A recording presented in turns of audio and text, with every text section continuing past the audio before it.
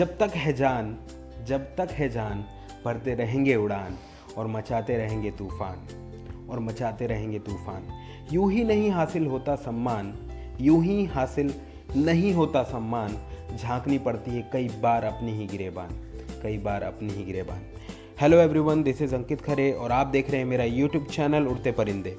इससे पहले मैंने एसिड एंड बेस से रिलेटेड फर्स्ट पार्ट अपलोड किया है, ये सेकंड पार्ट है जिसमें मैं इंडिकेटर, न्यूट्रलाइजेशन और इसके क्या एप्लीकेशन है इसके बारे में डिस्कस करूंगा। तो सारे एमपीपीएससी के एस्पिरेंट्स और सभी कॉम्पिटिशन एग्ज़ाम की तैयारी करने वाले एस्पिरेंट्स जिनके कंपटीशन एग्ज़ाम में साइंस को पूछा जाता है, उनके लिए ये वीडियो बहुत ज़्यादा हेल्पफुल होगी। तो इस वीडियो में अंत तक ज़रूर बने रहिएगा। Thank you so much. अब इस वीडियो को स्टार्ट करते हैं।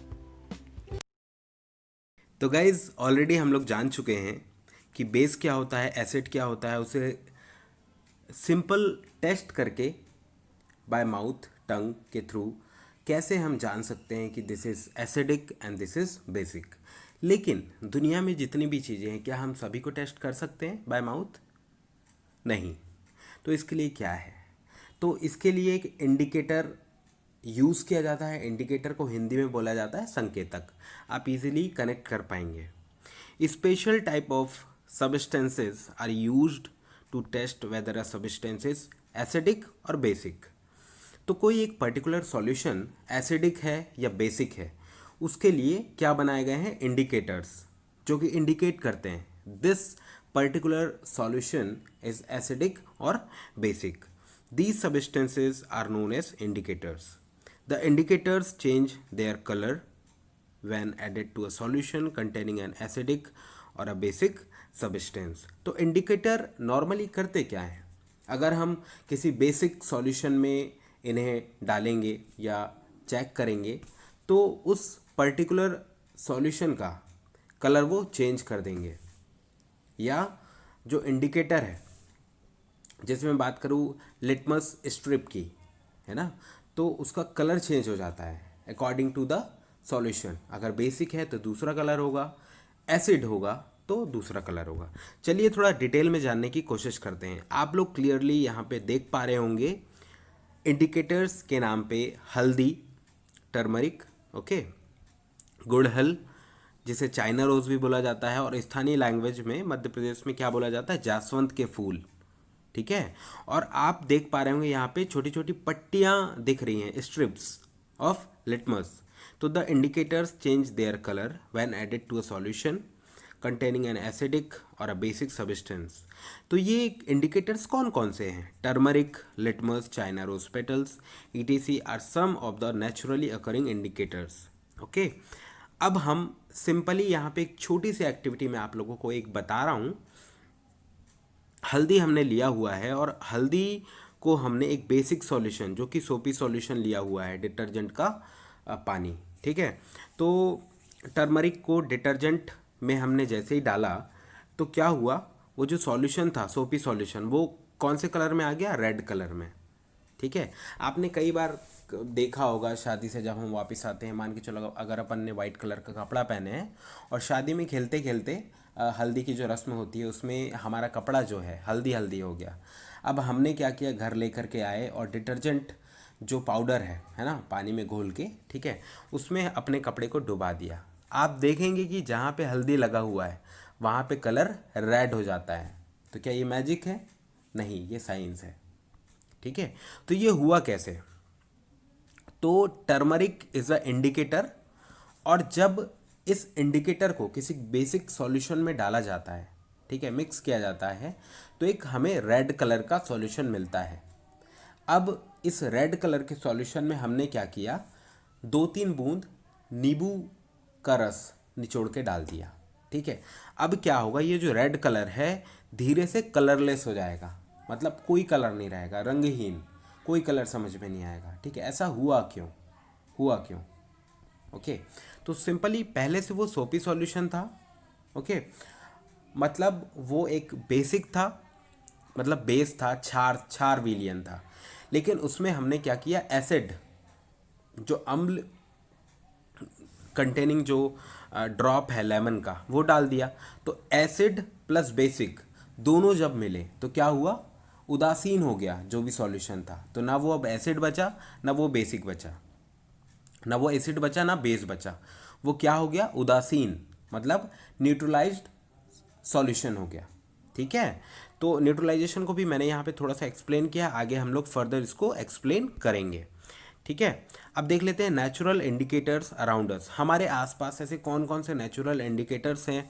लिटमस आप लोग यहाँ पे पिक्चर में देख पा रहे होंगे, ये एक नेचुरल डाई है। The most commonly used natural indicators is litmus, it is extracted for from lichens. तो ये पिक्चर में आप लोग देख पा रहे होंगे लाइकेंस है ना, लाइकेंस है ये। तो नेचुरली ये मिलता है और इसी से एक्सट्रैक्ट करके निकाल करके हम लिटमस सॉल्यूशन यूज़ करते हैं। ठीक है, तो ये अवेलेबल होता है मॉव पर्पल कलर में इन डिस्टिल्ड वाटर। डिस्टिल्ड वाटर में ये पर्पल कलर का होता है। जब इसमें कोई एसिडिक सॉल्यूशन को मिक्स किया जाता है, किसमें, लिटमस सॉल्यूशन में, तो ये रेड हो जाता है। कैसा हो जाता है, रेड। और जब बेसिक सॉल्यूशन में मिक्स किया जाता है इस लिटमस सॉल्यूशन को, तो ये कौन सा कलर हो जाता है, ब्लू। तो आपको ध्यान रखने की बहुत ज़्यादा ज़रूरत है, जब लिटमस सॉल्यूशन को एसिडिक सॉल्यूशन से मिक्स किया जाता है तो कौन सा कलर हो जाता है, रेड। और जब बेसिक सॉल्यूशन को लिटमस सॉल्यूशन के साथ मिक्स किया जाता है तो it's convert into blue colour.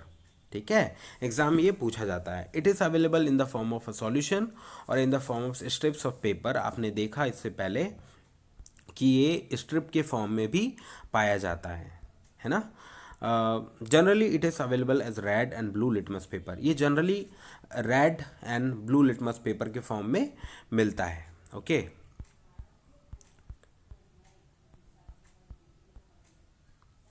तो न्यूट्रलाइजेशन मैंने थोड़ा सा एक्सप्लेन किया था जब हम टर्मरिक वाला एक्टिविटी आप लोगों को एक्सप्लेन कर रहे थे। जैसे neutralisation, we have learned that acids turn blue litmus red, मतलब एसिड जो है ब्लू लिटमस को रेड कर देता है और रेड लिटमस को ब्लू कर देता है। फिर से ध्यान दीजिए, यहाँ पे आप लोग पिक्चर में इजीली देख पा रहे होंगे ब्लू लिटमस पेपर है। जब एसिड उसमें डाला जाता है तो स्ट्रिप जो है रेड कलर का हो जाता है, और रेड लिटमस पेपर है जब उसमें बेस मिक्स किया जाता है तो वो कौन सा कलर हो जाता है, blue colour.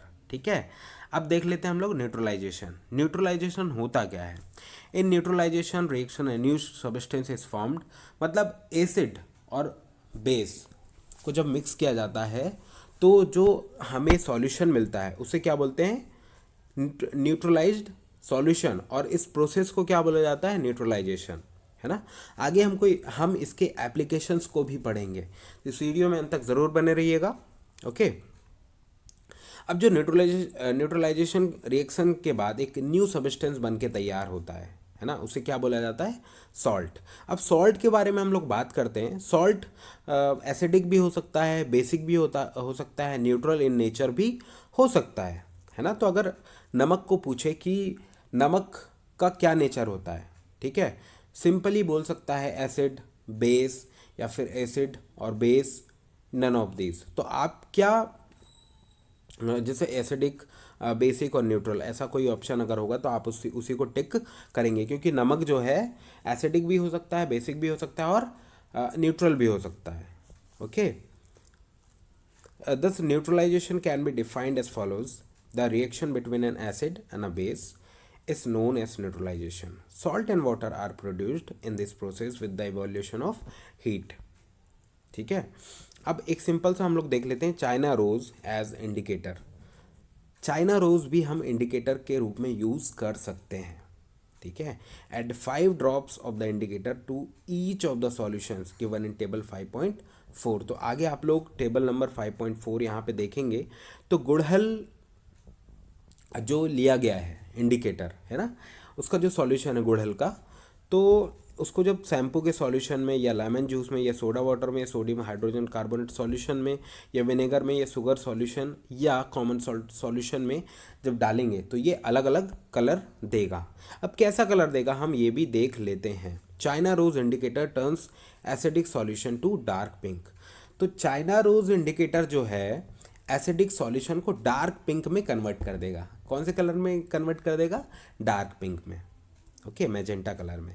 And basic solution to green, और बेसिक सॉल्यूशन को कौन से कलर में कन्वर्ट कर देगा, ग्रीन कलर में। ठीक है, तो इसे हम आर्ट के रूप में भी यूज़ कर सकते हैं।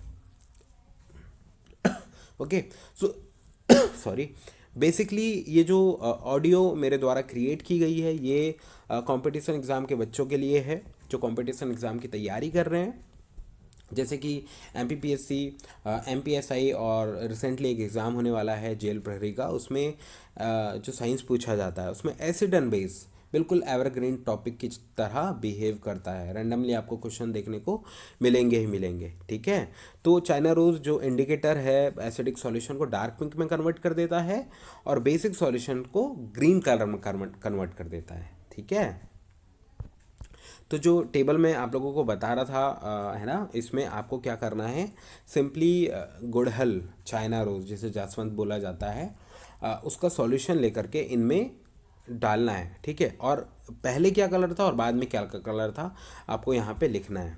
ठीक है, अब देख लेते हैं एप्लीकेशन ऑफ न्यूट्रलाइजेशन। तो अब न्यूट्रलाइजेशन करते क्यों हैं, हंसी मजाक का खेल है। बेस को एसिड से मिलाया और एक न्यूट्रलाइज कर दिया, कुछ ना कुछ तो रियल लाइफ में यूज़ होगा। ठीक है, तो हमारा मेन मोटो क्या है, हमें सीखना है। ठीक है, तो एप्लीकेशन ऑफ न्यूट्रलाइजेशन, हाँ, तो एंट बाइट मतलब जब चींटी जब चापती है ना, तो हमारे स्किन में कौन सा एसिड आ जाता है, फॉर्मिक एसिड, है ना, और वो हमें बहुत जलन करता है, इरिटेट करता है। ठीक है, किस वजह से, फॉर्मिक एसिड की वजह से। ठीक है, अब आप दिमाग लगाइए कि इसको न्यूट्रलाइज करेंगे, एसिड है तो आप क्या डालेंगे, बेस। ठीक है, बेसिक सॉल्यूशन डालेंगे या कुछ भी बेसिक सब्सटेंस डालेंगे। ठीक है, तो ये नॉर्मल हो जाएगा। तो ऐसे ही यहाँ पे जैसे ही चींटी ने चाबी तो फॉर्मिक एसिड हमारे स्किन के अंदर चला गया, अब ये इरिटेट करेगा, हमें जलन करेगा। तो the effect of the acid can be neutralised bye rubbing moist baking soda.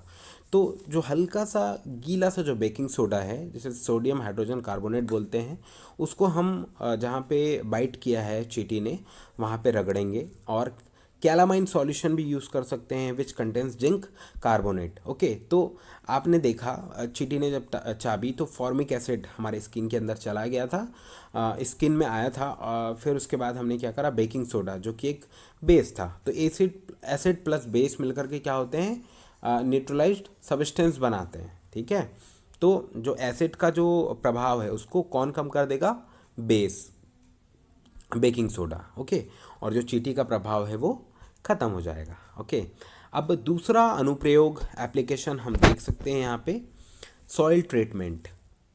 Soil treatment, अब आप ही सोचिए सॉइल ट्रीटमेंट में न्यूट्रलाइजेशन का मतलब क्या होता होगा।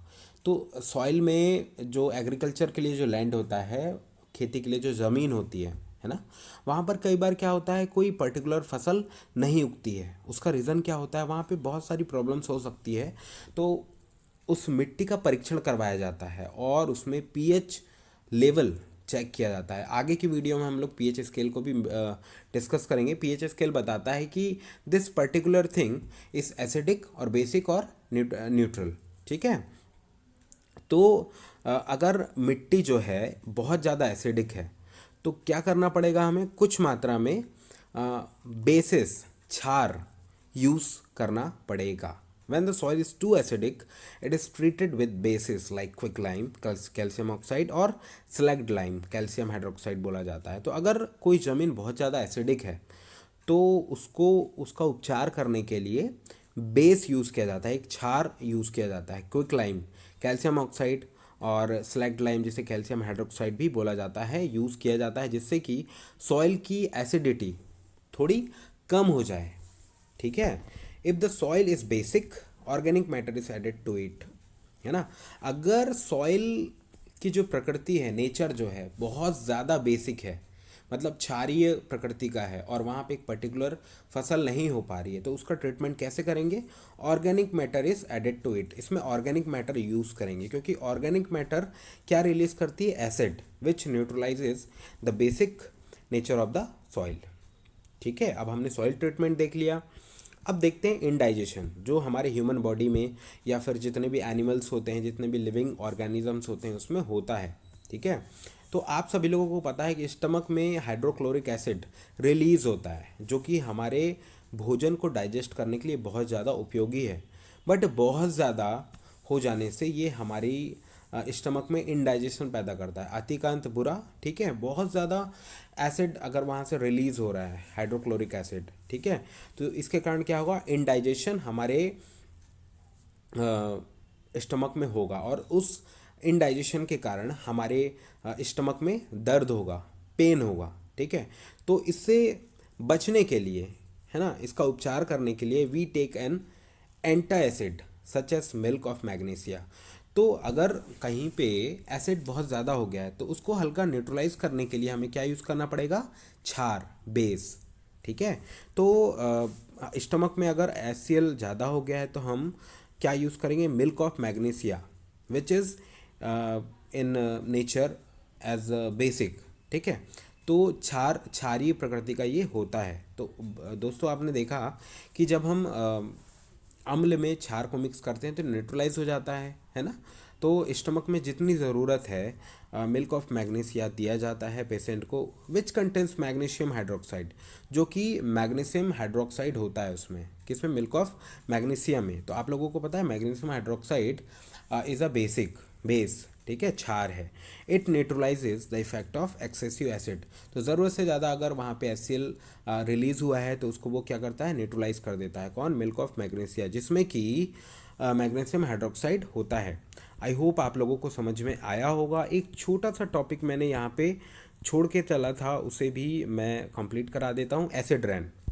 ठीक है, जैसा कि नाम है वैसा ही ये है। एसिड रेन मतलब रैनिंग जो होती है उसमें एसिड मिला हुआ होता है। और एसिड आता कहाँ से है, ये हमारे दिमाग में क्वेश्चन आना ही चाहिए।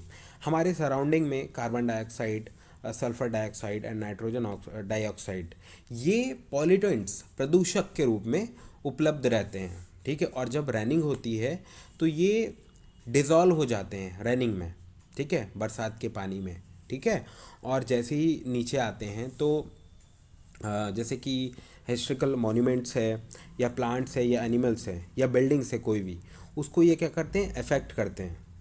ठीक है, तो डिज़ोल्व इन रेन ड्रॉप्स। तो ये जो है carbon dioxide, sulphur dioxide and nitrogen dioxide, तो कार्बन डाइऑक्साइड जो है पानी के साथ मिलकर क्या बनाता है, कार्बनिक एसिड, और सल्फर डाइऑक्साइड क्या बनाता है, सल्फ्यूरिक एसिड, और नाइट्रोजन डाइऑक्साइड क्या बनाता है, नाइट्रिक एसिड। ओके, तो एग्ज़ाम में क्वेश्चन पूछ सकता है, आप लोग पिक्चर में देख सकते हैं ताजमहल जो है धीरे धीरे उसका रंग पीला क्यों पड़ता जा रहा है, ये क्वेश्चन पूछ सकता है। पहला, उसमें बिल्कुल ध्यान नहीं दिया जा रहा है। दूसरा, कोई चुपके से वहाँ पे पेंट कर देता है। तीसरा, कि एसिड रेन के कारण। तो आप आंसर क्या पिक करेंगे, एसिड रेन के कारण। और मैंने बहुत अच्छे से एक्सप्लेन किया है कि एसिड रेन होता क्या है। ठीक है, तो मैंने ही पहले ही वीडियो में ये एक्सप्लेन किया था कि आपको सिर्फ MPPSC प्री की तैयारी नहीं करनी है। ओके, क्योंकि ये जो MPPSC है ये सिर्फ पर्टिकुलर प्री को लेकर के चलने का नहीं है। ठीक है, आपको साथ में मेंस को भी लेके चलना पड़ेगा, इसलिए आपको डिटेल जानने की बहुत ज़रूरत है। ओके, तो क्वेश्चन क्वेश्चन सावधानी कैसे रखना है। ठीक है, जब हम टेस्ट करते हैं, लिटमस पेपर से टेस्ट करें या किसी भी इंडिकेटर से टेस्ट करें लैब में, तो हमें सावधानी रखना बहुत ज़रूरी है, क्योंकि कुछ एसिड और बेस बहुत ज़्यादा हार्मफुल होते हैं हमारी स्किन के लिए। ठीक है, अब एक छोटा सा मैं आप लोगों का रिवीजन कराना चाहूँगा लास्ट में। एसिड आर सोर इन टेस्ट। तो जो एसिड है नेचर वाइज कैसे होते हैं, खट्टे होते हैं, और बेस कैसे होते हैं, टेस्ट में कड़वे, और जब हम इसे हाथों में रगड़ते हैं तो ये हमें सोपी फील कराते हैं। सोपी मतलब थोड़ा झाग सा फील कराते हैं। ठीक है, acids turns blue litmus into red. जो एसिड हैं ब्लू लिटमस को रेड कर देते हैं, और बेसिस जो है रेड लिटमस को ब्लू कर देते हैं। ठीक है, substance which are neither acidic nor basic are called neutral. मैंने बताया था पहले से, अगर कोई सॉल्यूशन है ना वो एसिड है ना बेस है तो वो क्या कहलाएगा, neutral solution. Solutions of substance that show different colour in acidic, basic and neutral solutions are called indicators. Indicators मैंने आप लोगों को बताया था, कोई भी ऐसा सब्सटेंस जो कि एसिडिक सॉल्यूशन में और बेसिक सॉल्यूशन में अलग अलग कलर शो करता है ना। हमें पहले से पता नहीं होता कि दिस इज एसिडिक और बेसिक, हम लोग तो चेक करते हैं, ठीक है। तो एक पर्टिकुलर सॉल्यूशन में अलग कलर दे रहा है और एक पर्टिकुलर सॉल्यूशन में अलग कलर दे रहा है, तो दोनों में अलग अलग कलर अगर दे रहा है तो एक क्या होगा, एसिड होगा और एक बेस होगा। डिपेंड करता है कौन सा इंडिकेटर आप यूज़ कर रहे हैं। अगर आप टर्मरिक यूज़ कर रहे हैं तो डिफरेंट कलर देगा, अगर आप गुड़हल यूज़ कर रहे हैं तो डिफरेंट कलर देगा, अगर आप लिटमस स्ट्रिप यूज़ कर रहे हैं तो डिफरेंट कलर देगा। Okay, and acid and base neutralise each other in form of salt. Okay, तो एसिड और बेस एक दूसरे को न्यूट्रलाइज कर देते हैं, है ना, एक दूसरे की जो प्रभावशीलता है उसको कम कर देते हैं और नमक का निर्माण करते हैं, ठीक है। और एक बात बहुत इंपॉर्टेंट है वो कि अगर कोई नमक है, ठीक है, तो ज़रूरी नहीं कि वो एसिडिक ही होगा, वो एसिडिक भी हो सकता है, बेसिक भी हो सकता है, या फिर न्यूट्रल फॉर्म में हो सकता है। आई होप आप लोगों को मेरे द्वारा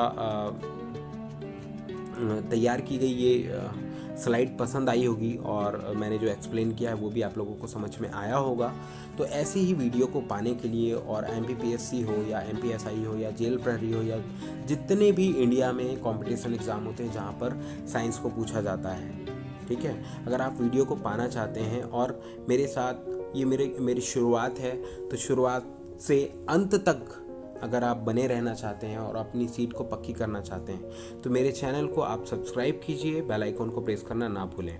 और अगली वीडियो में मैं pH स्केल से रिलेटेड क्वेश्चंस को सॉल्व करूंगा और आप लोगों को बताऊंगा, ठीक है, कैसे क्या आप लोगों को इसे अटेम्प्ट करना है। और उसके बाद हम लोग एसिड एंड बेस से रिलेटेड जो क्वेश्चन सीरीज़ है उसको स्टार्ट करेंगे क्विज फॉर्म में, ठीक है। बिल्कुल नए और अच्छे और सच्चे और सीधे साधे क्वेश्चंस होंगे, ठीक है।